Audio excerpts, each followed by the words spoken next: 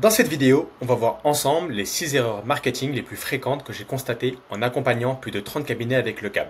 Et le plus important, comment les corriger parce qu'elles représentent un gros manque à gagner en fin d'année pour votre cabinet. Ce sont des conseils très concrets que vous pourrez appliquer dès la fin de la vidéo. Et restez bien jusqu'à la fin car la dernière erreur est celle qui vous fait perdre le plus d'argent. La première erreur que je vois très fréquemment chez les avocats, notamment les avocats qui s'adressent à des particuliers, c'est un peu différent pour les avocats qui travaillent avec des entreprises, c'est de ne pas percevoir les appels de vos prospects comme des urgences. Pourquoi est-ce que je dis ça? Parce que il faut se mettre à la place du prospect qui vous appelle dans le cas de droit de la famille, droit pénal, dommages corpaux, un peu moins urbain mais quand même. Il faut se mettre à sa place émotionnellement. C'est-à-dire que il est souvent dans une situation émotionnelle extrême, il ne sait pas comment ça va se passer, et s'il vous appelle, c'est qu'il a un problème. On appelle un avocat quand on a un problème, sinon on n'appelle pas un avocat. Et du coup, il va avoir une réponse rapide et immédiate. Mais on est tous pareils, ça dépend juste le contexte. Mais imaginez que demain, vous avez un problème avec une fosse septique. D'accord? Vous avez une maison, une fosse septique. Il y a un problème. Vous appelez une première entreprise, elle ne répond pas. Qu'est-ce que vous faites? Et bien vous appelez une deuxième entreprise. Vous avez un problème de dents. Vous appelez un dentiste, vous avez très mal, il répond pas, bah vous allez appeler un deuxième dentiste. Vous avez un problème de fuite d'eau chez vous. Hop, bah vous appelez un plombier, il répond pas, vous appelez un deuxième plombier. Et c'est exactement pareil pour un avocat. Il y a cette notion d'urgence émotionnelle et du coup, le prospect, il veut une réponse rapide de savoir s'il va pouvoir être pris en charge et comment vous allez pouvoir résoudre son problème. Je dis pas que c'est bien ou que c'est mal, je dis juste qu'aujourd'hui, c'est comme ça, que la société est faite et du coup, qui peut le plus peut le moins, donc celui qui répond le plus rapidement aura de meilleurs résultats. D'ailleurs, il y a pas mal d'études sur le sujet. Il y a une étude d'Harvard qui est sortie qui a démontré que si vous répondez directement ou sous moins d'une minute, vous avez 391% de chance de travailler avec le prospect. Si vous répondez en premier, donc admettons, vous êtes la première personne à répondre, 78% du temps, le client va favoriser le premier appel qu'il a eu. Et si jamais vous attendez 30 minutes à 1 heure pour rappeler votre client, les probabilités de travailler avec lui passent de 10 à 20%. Donc voilà, c'est des études faites par Harvard, c'est très sérieux. Et je sais que parfois vous ne pouvez pas parce que vous êtes en audience, parce que vous êtes en train de travailler sur un dossier. Mais il faut réussir à composer, surtout si vous êtes le dirigeant ou la dirigeante de votre propre cabinet. Il n'y aura personne qui fera mieux le commercial que vous. Si vous ne le faites pas, personne ne le fera à votre place. La rapidité, c'est la clé. Les gens ont besoin de réponses rapidement. Ça me permet d'embrayer sur la deuxième erreur la plus fréquente que j'ai vue, c'est ne pas être formé sur la partie commerciale, que ce soit vous, si vous êtes tout seul dans votre cabinet, ou des collaborateurs ou collaboratrices. Alors, je sais que beaucoup d'avocats pensent ne pas devoir progresser sur la partie commerciale, et c'est plus général en France, parce qu'on pense qu'être commercial, c'est être un peu vendeur de tapis, un peu un jeu de claquettes, etc. Alors que vous regardez le contenu aux États-Unis, c'est totalement différent. Être sales aux États-Unis, c'est un art, c'est une science, il y a des maths, c'est très processisé et ça ne s'improvise pas. Et en plus, c'est pas quelque chose qu'on vous enseigne durant vos études. Allez, comment j'ai remarqué qu'en fait, beaucoup d'avocats, quand je leur parle, quand je leur dis, parce que nous, on propose un coaching sur la partie commerciale, souvent la première réponse est de me dire, ah non, non, mais moi, j'ai pas besoin. Et paradoxalement, ils me disent également qu'ils rencontrent un énorme problème avec les personnes qui sont là pour, je cite, gratter des informations. Et ça me montre bien que la plupart des avocats ne sont pas formés pour passer des appels à froid, parce que si vous me répondez ça, c'est que vous ne maîtrisez pas, vous ne managez pas bien votre appel téléphonique. Ce qui se passe, c'est que le plus gros switch mental que vous pouvez avoir sur la partie commerciale, c'est que la personne qui pose les questions, c'est celle qui dirige l'appel. Donc si vous rencontrez très souvent des personnes qui sont là pour gratter des informations et qui parlent, qui vous posent des questions, c'est que c'est eux qui dirigent l'appel. Et ça montre qu'il y a un problème sur la manière dont vous avez été formé sur la partie commerciale. Parce que si la personne, vous avez le sentiment qu'il est là pour gratter des informations, c'est que c'est lui qui dirige l'appel, c'est lui qui donne le tempo. Alors que si c'est vous qui posez la question, c'est tout de suite l'inverse. Alors je sais que là vous pouvez me répondre, oui mais il y en a qui sont vraiment très insistants. Vous avez une chance, tout comme les médecins, de par votre métier, vous avez une posture d'autorité. Vous êtes avocat. Donc si jamais vous rencontrez un client qui est un prospect plutôt, qui est un peu trop virulent, vous posez la voix et vous avez juste à lui répondre, écoutez monsieur, vous m'avez contacté parce que vous avez une problématique. Moi, pour savoir si je peux vous aider, de comment je peux vous aider, comment résoudre le problème, je dois vous poser des questions. C'est comme si vous allez chez le médecin. Avant de vous donner des médicaments, il pose un diagnostic. Et c'est pareil pour un avocat. Donc s'il vous plaît, laissez-moi poser vos questions, mes questions plutôt, et après, je vous dirai comment ça se passe pour la suite. Et là, dans ce cas-là, généralement, les gens, ça se calme.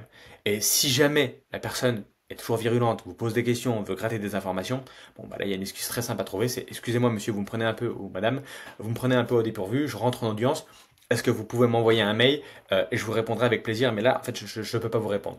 Et en fait 99% du temps la personne ne vous recontactera pas, comme je vous l'ai dit au début, il rappellera un autre avocat, et en fait vous serez très content de ne pas travailler avec cette personne-là, parce que de toute façon ça sera forcément, il y aura eu de fortes chances que ce soit un client relou. Donc voilà, formez-vous, allez sur YouTube, il y a plein de vidéos. Nous, dans notre accompagnement, on propose un coaching sur la partie commerciale parce que vraiment, savoir comment passer des bons appels, un, ça va augmenter vos taux de conversion et deux, ça va minimiser votre temps de passer en appel.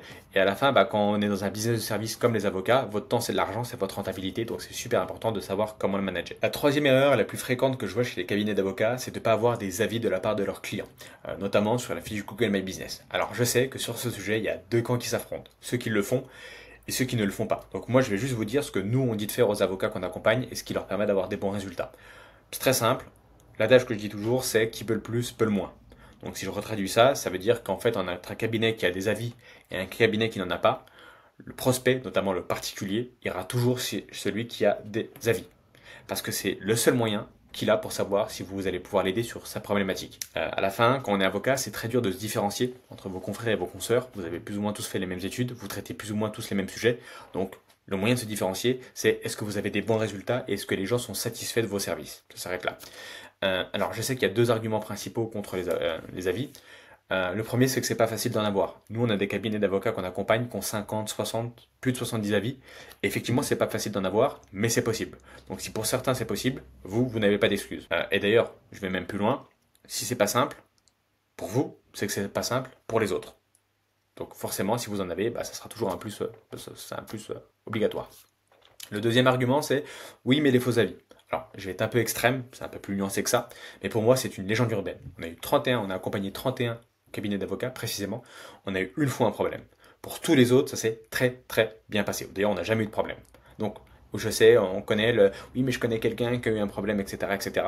Ça dépend du contexte. Est-ce qu'il n'a pas, il a pas vraiment eu un jour un mauvais avis? Ça peut arriver, un mauvais jour, vous répondez mal. Bref, mais nous, en moyenne, c'est même pas en moyenne, 99% du temps, ça se passe très très bien. Et je vais même aller plus loin. Admettons que vous commencez à avoir des avis. Si votre cabinet d'avocat, il commence à tourner, forcément vous allez avoir du volume. Et c'est impossible d'avoir 150 avis 5 sur 5. Apple, Amazon, Adidas, toutes ces marques-là, tous les jours, ils ont des remboursements, ils ont des avis négatifs. Cédric Grolet, qui est le meilleur pâtissier du monde à Paris, il a des avis négatifs. Le volume ne peut pas satisfaire tout le monde. Et c'est normal. L'important, c'est qu'en moyenne, les gens qui passent à travers, qui sollicitent vos services aient une bonne expérience. Et on choisira toujours un cabinet d'avocats qui a 60 avis à 4,7 qu'un cabinet d'avocats qui a 5 sur 5 à 2 avis. Pourquoi? Parce qu'en moyenne, les personnes ont eu une très bonne expérience. Voilà, 60 personnes qui ont eu une très bonne expérience. C'est un peu pareil quand on va au restaurant. Entre un restaurant vide et un restaurant plein, on a plus tendance à aller dans le restaurant plein. Voilà, on est comme ça, les humains fonctionnent de cette manière-là. Donc, il faut des avis. En 2025, c'est super important pour donner confiance aux prospects. C'est l'un de ses seuls moyens pour savoir si vous allez bien faire votre boulot. La quatrième erreur que je vois souvent, c'est également lié aux avis. Ce sont la manière dont vous répondez aux avis négatifs. Alors, c'est très simple, vous avez deux types d'avis, les avis positifs, les avis négatifs. C'est un peu paradoxal, mais les avis négatifs, on y répond simplement. D'accord? Une petite phrase. Parce que déjà, Google, il va voir que votre fiche Google My Business est active, donc il aura plus tendance à vous mettre en avant. Mais pas besoin de s'éterniser sur un avis positif. L'avis déjà, en tant que tel, se suffit.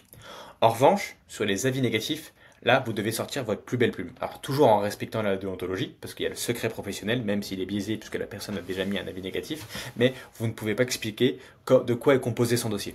En revanche, il faut être empathique, bien expliquer les choses, enfin en tout cas au maximum que vous le pouvez, et montrer que vous êtes serein. Parfois, je vois des avocats qui répondent à des avis négatifs. Vraiment, on voit que c'est énormément d'émotionnel. Ils sont très agressifs dans leurs réponses. Et en fait, ça, c'est pas possible. Pas pour la personne qui a laissé le mauvais avis, mais pour toutes les personnes qui vont le voir. Si on sollicite un avocat, et généralement quand vous êtes un avocat, il y a forcément une partie en face, on veut que son avocat il garde son sang-froid, il soit calme. Donc si Dieu, juste pour un avis, on voit que vous ne gardez pas votre sang-froid, en fait, ça ne va pas inciter les personnes à travailler avec vous. Donc vous répondez calmement, vous dites que si jamais vous comprenez la situation, pourtant que vous aviez fait A, B, C, si jamais cette personne veut vous recontacter, n'hésitez pas, vous mettez dans le message, n'hésitez pas à nous recontacter, on sera ravis de pouvoir vous aider. Simple, empathique, et même si c'est pas forcément mérité, c'est pas pour la personne qui vous a laissé un avis négatif, c'est pour toutes les personnes qui vont le voir. Donc on sort sa plus belle plume lorsqu'il y a un avis négatif. La cinquième erreur, c'est de penser que vous n'êtes uniquement avocat, et que vous n'êtes pas également commercial lorsque vous êtes propriétaire de votre propre cabinet. Si vous avez fondé votre propre cabinet, personne ne vendra mieux que vous. Et l'accepter, le comprendre, ça fera de vous quelqu'un qui sera beaucoup plus performant dans la partie commerciale. Alors, je sais qu'en tant qu'avocat, il y a une partie déontologique, il y a un équilibre à trouver entre l'éthique et la partie commerciale, mais malgré tout, si quelqu'un vous appelle, c'est qu'il y a une problématique juridique, sinon on n'appelle pas un avocat. Si cette personne ne travaille pas avec vous, il va travailler avec quelqu'un d'autre, avec un autre confrère, une autre consoeur. Et c'est super important de l'intégrer. D'ailleurs, il y a un petit truc, un petit élément qui le montre bien, c'est que parfois j'ai des avocats qui me disent, non mais attendez, là j'ai quelqu'un qui m'a appelé, il voulait juste que je lui signe une lettre ou que je lui écrive une lettre, ça me prenait 5 minutes, voilà, je ne pouvais pas le facturer. Moi, ma réponse est très simple, vous ne facturez pas les 5 minutes d'écriture de lettres, vous facturez la dizaine d'années que vous avez passé sur les bancs de la fac pour apprendre votre métier. Un avocat, lorsqu'il fait une consultation, il est rémunéré. Ben, c'est pareil pour vous. Et d'ailleurs, je vais même aller plus loin. Actuellement, je sais qu'il y a peu d'avocats qui utilisent l'intelligence artificielle, mais si vous l'utilisez un petit peu, vous verrez à quel point c'est puissant. Aujourd'hui, l'information, elle est disponible plus que jamais. Donc ça veut dire que l'information, c'est pas ça qui a de la valeur, c'est de savoir comment l'appliquer concrètement et de trouver un problème. Donc en fait, il va falloir décorréler le temps passé à ce que vous facturez, parce qu'avec l'intelligence artificielle, dans 1 ou 2 ans, ça n'aura plus de valeur. Donc commencez à vous dire, ok, il faut que je facture, quand c'est nécessaire, parce que sinon, personne ne le fera à votre place. Et d'ailleurs, j'ai vu des cabinets de tout type, j'ai vu des petits cabinets, des cabinets qui se lancent, des cabinets qui font 300 000 euros par mois, des cabinets qui ont plusieurs collaborateurs. La différence entre un cabinet qui fait moins de 100 000 euros de chiffre d'affaires par an et un cabinet qui fait plus de 100 000 euros de chiffre d'affaires par an, c'est le fait par le fondateur ou la fondatrice d'accepter d'être un commercial. D'ailleurs, je cite un avocat qui avait traité une grosse affaire, qui avait dit, vous savez, moi je suis avocat et je me considère comme un épicier. Bon, c'était un peu extrême, mais dans l'idée, c'était ça. Et c'est vraiment, moi je l'ai vraiment constaté en parlant avec les cabinets assez importants, pour eux c'est totalement ok. Et ils l'acceptent. Alors ça ne veut pas dire qu'il faut faire n'importe quoi, ça veut juste dire que si vous avez votre propre cabinet, il faut accepter de jouer avec ces règles-là. Et si vous ne voulez pas jouer avec ces règles-là, il ne faut pas avoir votre propre cabinet, il faut travailler en tant que collaborateur ou collaboratrice. Et ça se passera très bien également. C'est juste que ça demande d'autres compétences. La sixième et dernière erreur la plus fréquente que je vois chez les avocats, c'est de croire lorsqu'un prospect vous dit qu'il n'a plus d'argent. Alors pourquoi je dis que c'est une erreur? Parce que si vous vous formez un peu sur l'aspect commercial, vous verrez qu'il y a ce qu'on appelle des écrans de fumée, des objections, et il y en a 3 qui reviennent tout le temps. C'est trop cher, je dois y réfléchir, je dois voir avec mon conjoint ou ma conjointe. Et ça revient tout le temps. Donc ça veut dire que lorsque quelqu'un vous dit ça, il ne le dit pas parce que vous êtes un avocat ou une avocate, c'est quelque chose qui revient tout le temps. Pourquoi il vous dit ça? C'est qu'il y a de fortes chances que durant l'appel, vous n'avez pas réussi à lui montrer la valeur que vous allez lui apporter et comment vous allez résoudre son problème. Et du coup, socialement, ça serait trop compliqué pour lui de dire, écoutez, j'ai rien compris de ce que vous avez dit, vous n'êtes pas clair, j'ai pas vraiment confiance en vous, donc du coup, je vais préférer appeler un confrère ou une consoeur. Personne ne vous dira ça. Donc du coup, pour être plus socialement acceptable, on va vous donner une excuse. Donc là, votre rôle, c'est de jouer à un jeu d'objection et d'être honnête avec la personne, de dire écoutez, si vous n'avez pas totalement compris comment je vais pouvoir vous aider, je peux revenir dessus, etc. etc. D'accord? Donc ça, c'est des genres de choses qu'on enseigne aux avocats qu'on accompagne, mais c'est super important parce que si la personne vous appelle, c'est qu'elle a une problématique. Sinon, on n'appelle pas un avocat. Donc c'est tout pour moi. Si on fait un petit récap de tout ce qu'on a pu voir durant cette vidéo, la première erreur, c'est de bien avoir en tête que pour votre client, il est dans une situation d'urgence. Pour vous, c'est très clair. Tout ce qu'il a à mettre en place, vous savez ce qu'il faut faire. Mais lui, c'est pas du tout le cas. Donc, se mettre à sa place. La deuxième erreur, c'est de ne pas se former ou de ne pas former ses équipes sur la partie commerciale pour augmenter vos taux de conversion. La troisième, c'est de ne pas obtenir des avis de la part de vos clients. La quatrième, c'est de ne pas répondre aux mauvais avis, aux avis négatifs qu'il y a sur votre fiche Google My Business. La cinquième, c'est d'accepter que lorsqu'on est avocat, on est également commercial, donc accepter de vendre ses services tout en respectant la déontologie. Et la sixième, qui est la plus importante, si votre prospect vous dit au téléphone qu'il doit y réfléchir ou qu'il n'a pas l'argent, il ne faut pas le croire, c'est juste qu'il a une objection et qu'il faut lui prouver la valeur que vous allez lui apporter. Je vous promets sincèrement que si vous commencez à appliquer ces conseils, beaucoup de choses vont changer pour votre cabinet. Et si vous voulez un plan détaillé de ce que vous devez mettre en place pour atteindre votre objectif et attirer entre 5 et 15 dossiers qualifiés tous les mois, vous pouvez réserver un appel avec moi en cliquant sur le lien en description et on sera ravis de pouvoir vous aider à l'atteinte de cet objectif.